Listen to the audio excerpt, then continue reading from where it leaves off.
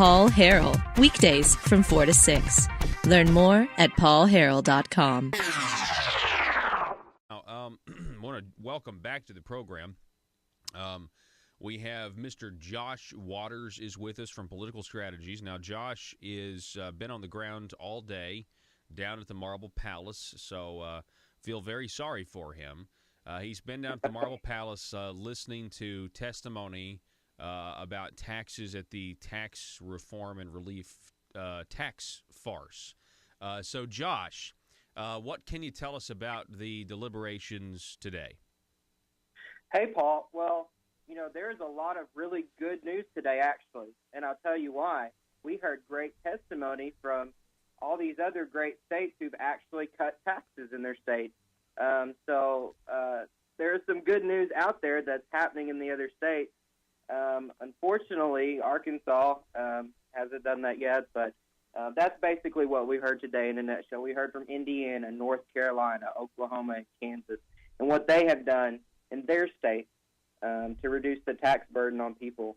And, you know, there's some good. There's some things I didn't agree with maybe, but got a lot of information. I think it was good for people, our legislators, to hear, you know, a lot of the things that, you know, Conduit for Commerce or ACRE or other similar groups who have been saying these are the tax policies we need in place.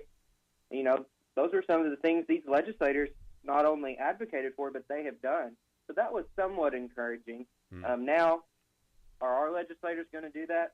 I don't know, but we've seen what other states have done, and we've seen these other states, when they do them, shoot up the rankings in the Freeness Index or in the Tax Foundation Job and Business Friendly Index, those kind of a thing. So were some of the recommendations, or I guess, so you're saying testimony from other state legislators like Indiana, North Carolina, others, were when they implemented the tax cuts, I'm assuming, or the tax relief or the tax policy that's good, were they worried about it being revenue neutral? Were they worried about shifting things around, or did any of them have anything to say about, you know, no, we just didn't spend as much and we took that money and, you know, we had that money to give back to the taxpayers?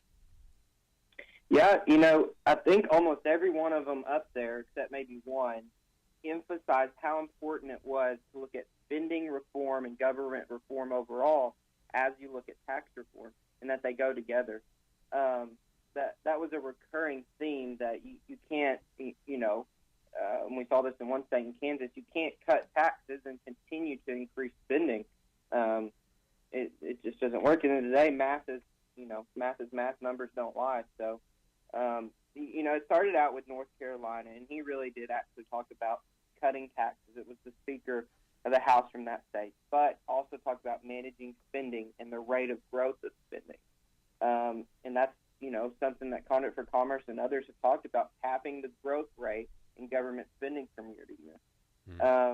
So I think that was a really important point, and I think it was, like I said, good to hear from other legislators in other states who've done this and what are the positive effects of doing that. How do you think it was received by members of the Arkansas General Assembly? Were they, you know, was there anybody critical of these concepts or these ideas, or anybody that maybe said, hey, I don't think your state has been as successful as you're claiming with these policies? Yeah, you know, there wasn't any super confrontational moments or anything like that.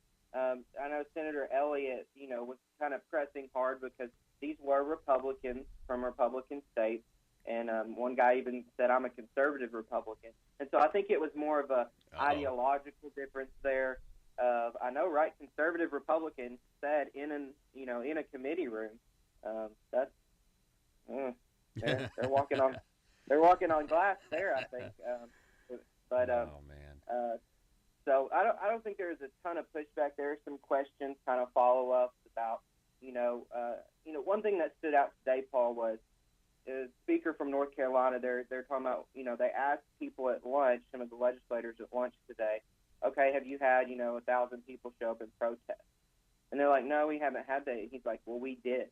And that's something you talk about on your show, which is, I think, important. It's like, if we were really implementing these huge, policy changes as we have become a huge Republican state, you would see people coming out of the woodworks and, disagreeing. Look at Wisconsin and what Scott Walker went through whenever they implemented right to work. The teachers union come out. They instituted a recall election against him. He won. He got it through, and Wisconsin's climbing the ranks as well. And so I thought that was something that was really profound. Is we have all these changes from Democrats to Republicans, but have things really changed that much? And are we going to see those changes when people start coming out of the woodwork, trying to protect their turf? That was something that was said, trying to protect their turf of how much money they get from government. Was there any talk about internet sales tax raising revenue, or was this mostly just success stories of other conservative tax policies in different states? I think internet sales came up one time in a fleeting comment. Thank goodness it was just one time, because at the other meetings, especially the last two meetings I've been to, that was a focus. It was, okay, where are we going to raise taxes? Where are we going to peel back exemptions? Where are we going to increase in one area to decrease in another and have these revenue neutral? Today actually focused on, and again, not from our tax consultant that we hired and spent all this money on, but from other legislators. Yeah. That's right. Yeah. That's so weird. It's not our tax consultant that's, saying these things. It's conservative. That's how one described himself, a conservative Republican from other states. There is actually even a think tank from North Carolina, the John Locke Foundation, a senior fellow there. He emphasized the importance of think tanks in working through this.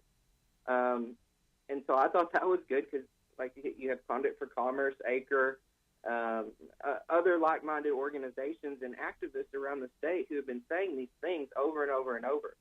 And so go ahead. No, well, what dawns on me is I say sometimes, I know you've heard this, Josh, that the concept of republicanism, here in Arkansas, that it gets advanced, maybe wouldn't fly too well with maybe some of the other states that consider themselves to be Republican. And I think this is kind of confirming that if the people that they're bringing in are actually agreeing with statewide organizations here in Arkansas saying this is the policy you need to pursue, and yet they did hire a lifelong liberal Democrat as a consultant and paid him $300,000, and on his Twitter he says that tax cuts aren't tax reform. So it's kind of proving this hypothesis to be correct, that what is peddled as establishment republicanism here in Arkansas wouldn't fly in in states like Indiana, North Carolina, that sort of thing. Yeah, that's exactly right. And one thing that really stood out to me too was it was Senator Brant Hershman and Representative Tosh Houston from Indiana. They talked about about cutting spending, and specifically they said within agencies. They said there are some agencies that cut 40% of their budget, and customer satisfaction that they tracked before and after actually went up. Oh, wow. So that's an efficiency, performance-based budgeting, ABC accounting. These are policy positions that have worked in other states, and that Conduit for Commerce has for years now put. Yes, they have. And so, wow, that's fascinating. That was encouraging. I wonder what the bureaucrats in the room did when they said that they cut an agency by 40%. I mean, I'm sure they got pretty nervous. So, Josh, I know there'll be another round of talks tomorrow. What's on cue for tomorrow at the tax farce meeting? So tomorrow they will talk. The presentation for Mr. Bauer was bumped until tomorrow. He was supposed to present, and they ran out of time. And so he will start out. I think that presentation that was scheduled for today was about individual income tax and corporate income tax in Arkansas specifically. And then tomorrow they'll also talk more about property tax. And I saw on the agenda, I think it's the Association of Counties General Counsel or Legal Counsel, someone for them will be presenting on property taxes for tomorrow. Yeah. You think they're going to recommend instituting a statewide property tax? Well, I don't know what they'll recommend. I've heard people say, well, they'll say, well, other states don't have an income tax because they have a state property tax. And so I'm just wondering if they're going to try to, make an argument for that sort of thing. Last question. We're talking with Josh Waters from Political Strategies. Josh, to my understanding, there is a preliminary report from the task force that is due this month sometime. And I said the other day, I don't really know what is it going to reveal? What conclusions or policy suggestions is it going to come out of? Because it doesn't really seem. I mean, this meeting sounded productive, if I'm honest. Okay, this sounded more serious to me. But if you look at maybe the totality of meetings, I'm just wondering, what are they going to recommend that hasn't already been debated, if not shot down by the full legislative body 8 months ago? What are your thoughts?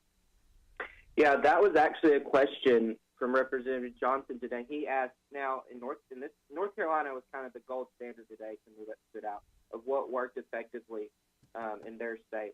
And so Representative Johnson asked the North Carolina delegation, did you have a task force to do this, or did you do it through the normal process? And they actually did it through their normal process. So in here, that'd be through the regular legislative session. Their standing committee. So their standing committee on budget or finance was the process. That was their task force, if you will. Yeah.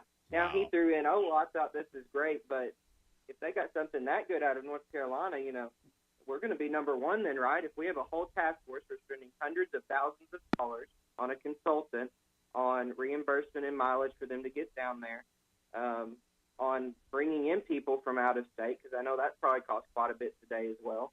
The stakes are high if we set up this whole process to do this. So as far as the report, I would like to see them maybe, pull some things from the Conduct for Commerce tax policy recommendation.